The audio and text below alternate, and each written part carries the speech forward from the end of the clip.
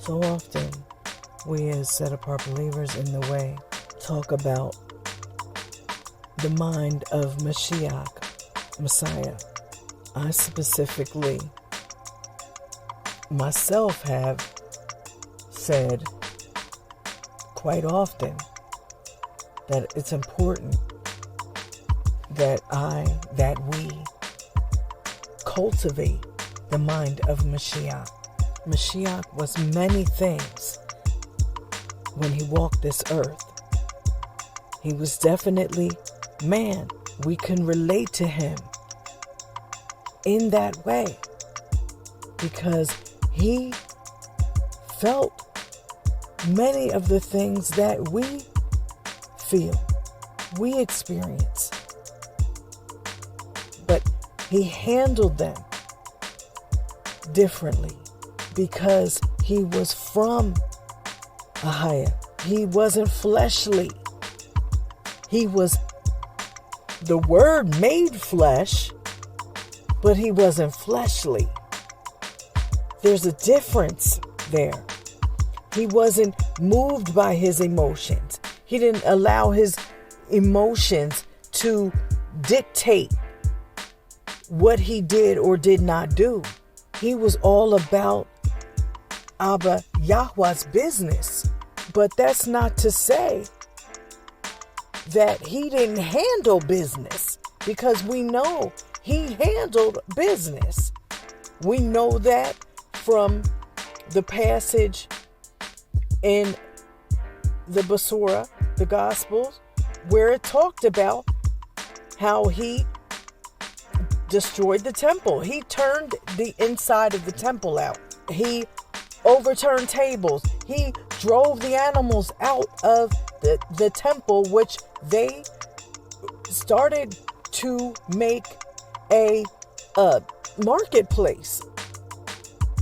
Imagine, some of y'all may be able to relate to this, but imagine having a farmer's market. I mean, like a complete and utter farmer's market where livestock in your assembly. Think about that. All kind of fowl that were being sold, fruit, produce, fruits, vegetables, kind of thing, oil. I'm trying to make it relatable for biblical times, but it put a modern day thought process to it, y'all, and really get what's being said here. In fact, I was reminded of a story. And it's something because this came back to my remembrance through reminding me of something on Google. Like, it was just reminding me, oh, well, you had this comment, kind of thing, and somebody hearted the comment.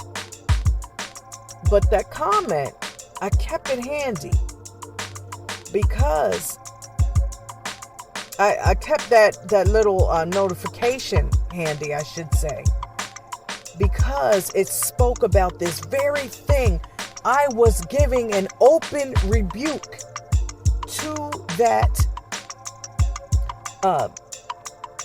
church at the time. This was when I first came into the truth, and I was still going to church, and I've spoke about that previously on the channel, and so it's definitely out there if you would like to hear my experience and how I came into the awakening, into the truth of who the Most High Yah is. But in doing this, in going to this particular church, I made an open rebuke through the review process, through Google Maps of this church because you didn't even get in there good. And they were selling now, and of course, let me step back and say that this place did not look like a church. It looked like it was some kind of refurbished department store. You know, it didn't have that classic look, but that's neither here nor there. But when you entered in there, I just wanted y'all to have a better visual. When you entered in there, literally you hardly get that far in, and things are being sold. You know, you could get coffee. I believe they were even selling shirts. You know, like it was a little marketplace going on before you even got to the main sanctuary area. And what I noticed, what caught my attention, was the ATM that was in the outside area there before you entered the sanctuary. An ATM. I've never seen that ever in any of the churches that I've been to. No, like, I've never seen that. And it took me aback. I was just like, and actually, you know what? I don't think I realized. No, I didn't see it even going in there. Because I still went in with my client at the time.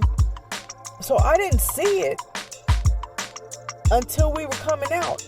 And mind you, I was already getting him up out of there because the sermon wasn't even sitting well with me. But I'm not even going to focus on that right now. The key point I'm trying to make in bringing this up is the marketplace type situation that was happening in that building. And when I came out with my client, I'm like, wait a minute. I seen that ATM was right there. And I was like, oh, I couldn't wait to get somewhere where I could sit. I could just stay still and blow them out about what I saw. And as I felt that righteous anger, and I'm like, if this, and I even said this in my spirit. I'm like, if this is even the smallest inkling of what you felt, Yahushua, I understand. I get it. Because I was angry. I had such a righteous anger. I'm like, how dare you desecrate what's supposed to be Kodesh, holy. And so I broke it down in this posting. And it was very, I let them have it. And I'm just going to highlight some of what I said. Because at the time, I was still learning. I'm still coming into the knowledge of the truth. When I posted this, ministry was called Beyond Measure.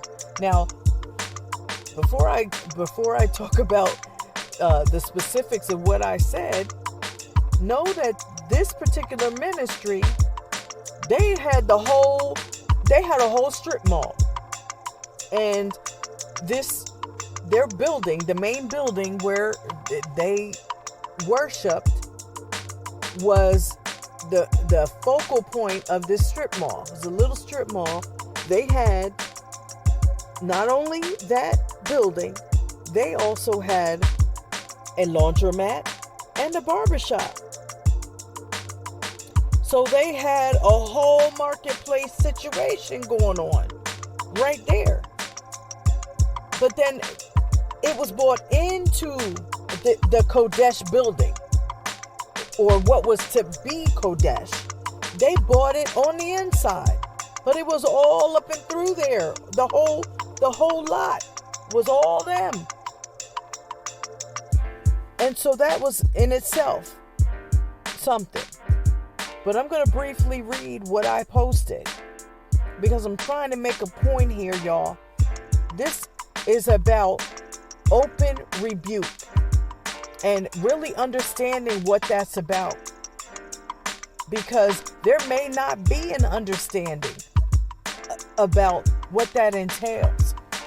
So we're going to go a little deeper into that. Well, as I'm reading here, I said Yahudah, and then I put JESUS, condemned those who were treating the synagogue, and this is in parentheses as well, holy place of worship, as a marketplace in the Gospels, an ATM, vending machines, and a t-shirt display in a place of worship is unacceptable. And that was all caps.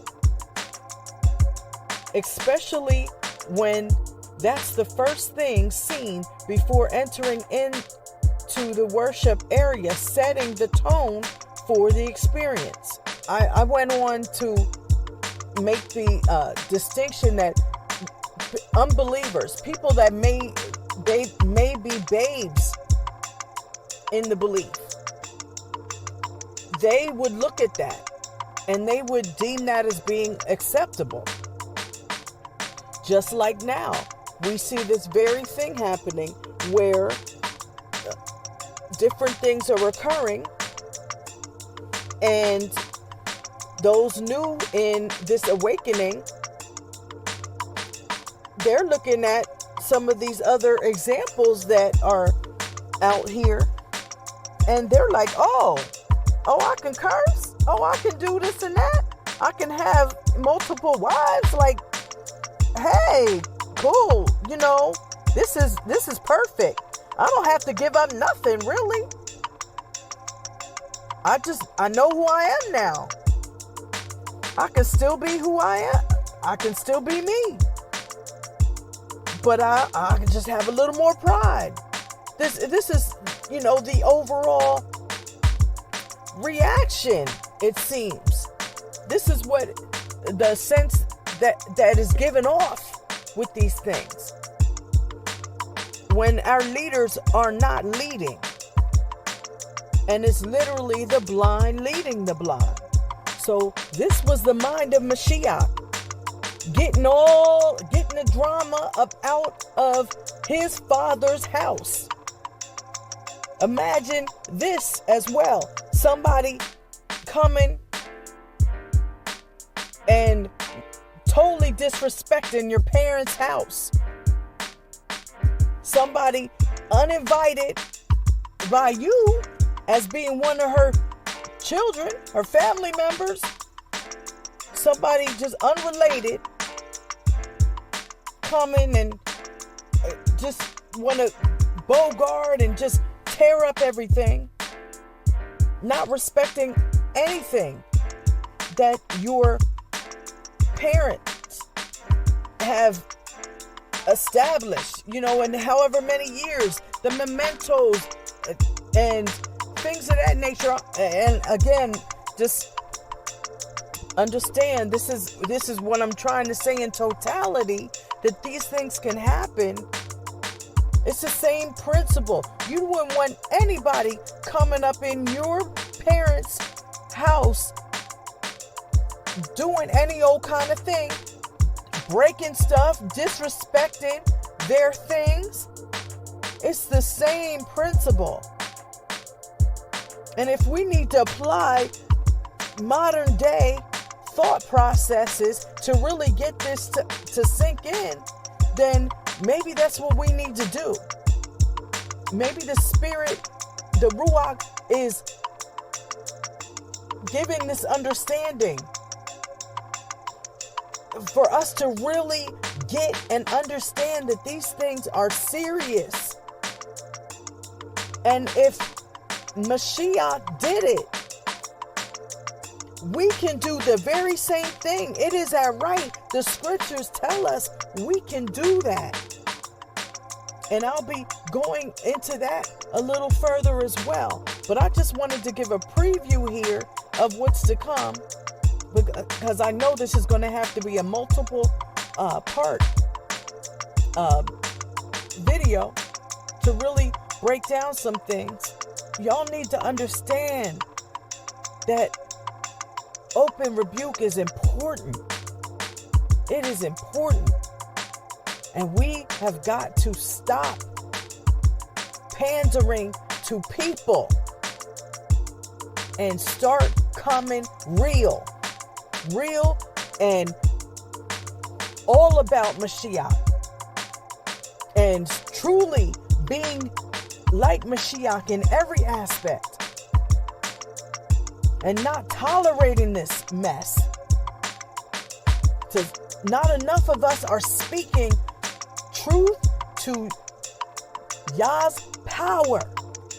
When these people, these wolves in sheep's clothing, these ewes in wolves' clothing, these wolves in ewes' clothing, excuse me, I had it the opposite way, but this is going males and females. It's not just relegated to one group. This is a collective, males and females. This stuff got to get checked. And if we're moving in the Ruach, in the spirit, we must allow it to happen. We're being too general. And the point is not getting driven across. Because people are not picking up. People don't know. Like, you're not speaking to the masses. You're not speaking to the people that may be part of those ministries that they need to come away from. Those channels of those people that they need to come away from. Their businesses, their YouTube platforms, these things, I mean, their social media platforms, excuse me, not just about YouTube, but these things need to take place. We have to speak up because there's going to be blood on our hands if we do not. So I wanted to preface this and start this off. And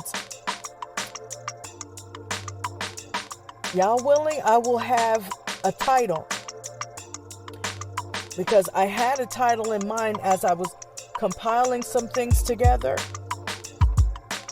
as I was studying some things on this. But this is entailing more than just one particular ministry. It is beyond that. And I'm being shown that. And so I pray that I do have a title when all is said and done. But I wanted to bring this forth and look out for part 2. Actually, thank you, Ruach Kadash. This is another heart posture podcast. This is going in a different direction because this is necessary right now. So it's going to be episode 3 or part 3 of the heart posture series. Hallelujah. Stay tuned. Shalom.